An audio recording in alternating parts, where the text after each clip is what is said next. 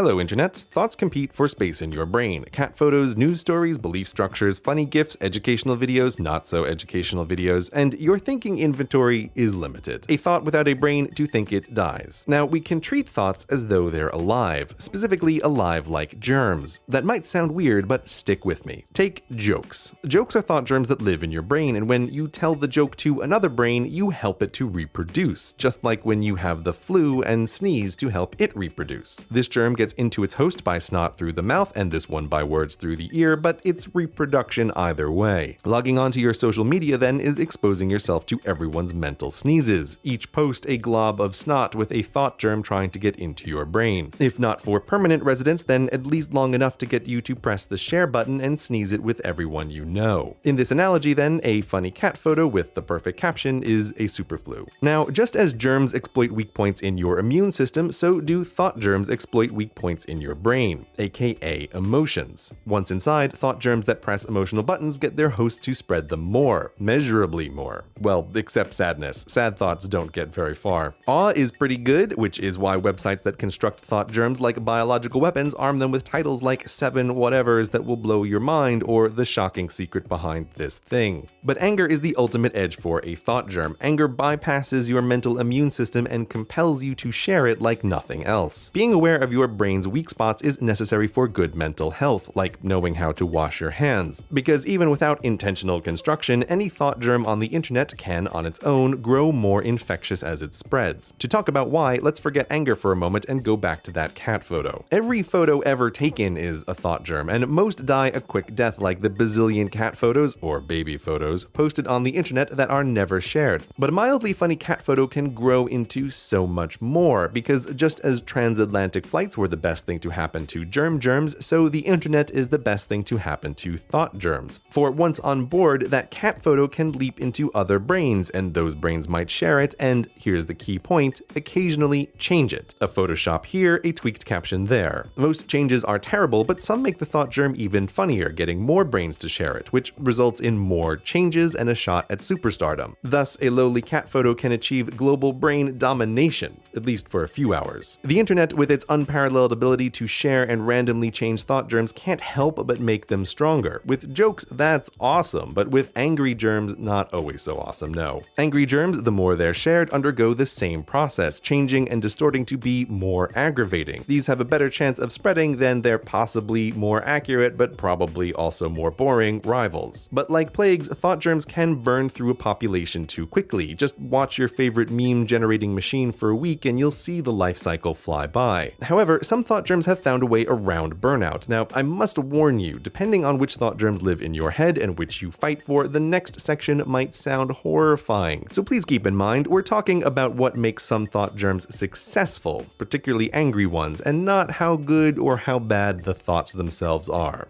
Deep breath, calm. Thought germs can burn out because once everyone agrees, it's hard to keep talking and thus thinking about them. But if there's an opposing thought germ, an argument, then the thinking never has to stop. The disagreement doesn't have to be angry, but again, angry helps. The more visible an argument gets, the more bystanders it draws in, which makes it more visible, which is why every group from the most innocuous internet forum to the national conversation can turn into a double rage storm across the sky in no time. Wait, these thought germs aren't competing, they're cooperating. Working together, they reach more brains and hold their thoughts longer than they could alone. Thought germs on opposite sides of an argument can be symbiotic. One tool symbiotic anger germs in particular can employ is you're with us or against us. Whatever thought germ does left to the front of your brain, push it back. This video isn't about that. We're just talking about this tool, which makes it very hard for neutral brains to resist, and its divisiveness also grows its symbiotic partner. This explains why in some arguments gaining more allies also gains more enemies, because though the participants think they're involved in a fiery battle to the death, from the anger germ's perspective, one side is a field of flowers and the other a flock of butterflies. Of course planting more flowers will get you more butterflies, and getting more butterflies will pollinate more flowers. If there is some argument that splits the population and lasts forever and that even the most neutral people find difficult to avoid, you just might be looking looking at a super successful pair of symbiotic anger germs that have reached ecological stability. Now, one final depressing thought, one more awe-inspiring point that will reveal the secrets of, actually no, it's just depressing. When opposing groups get big, they don't really argue with each other, they mostly argue with themselves about how angry the other group makes them. We can actually graph fights on the internet to see this in action. Each becomes its own quasi-isolated internet sharing thoughts about the other. You see where this is going, right? Each group breeds thought germs about the other, and as before, the most enraging, but not necessarily the most accurate, spread the fastest. The group almost can't help but construct a totem of the other so enraging they'll talk about it all the time, which, now that you know how thought germs grow, is exactly what makes the totem always perfectly maddening. Now, all this isn't to say there's no point in arguing. That's a different video. Or that the internet isn't amazing, or that there aren't things worth trying to change people's minds about. Thought germs of all kinds come and go. But it's useful to be aware of how thoughts can use our emotions to spread, and how the more rapidly a thought is able to spread, the more chances it has to become even better at spreading through random changes that are made to it. Sometimes that's great, sometimes it's terrible. But if you want to maintain a healthy brain, it pays to be cautious of thoughts that have passed through a lot of other brains and that poke you where you're weakest. It's your brain, be hygienic with it.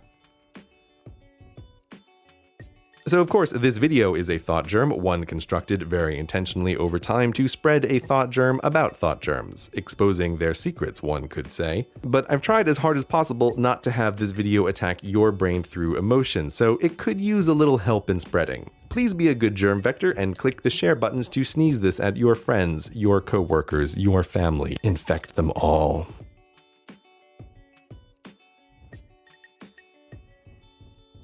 You shared the video, right?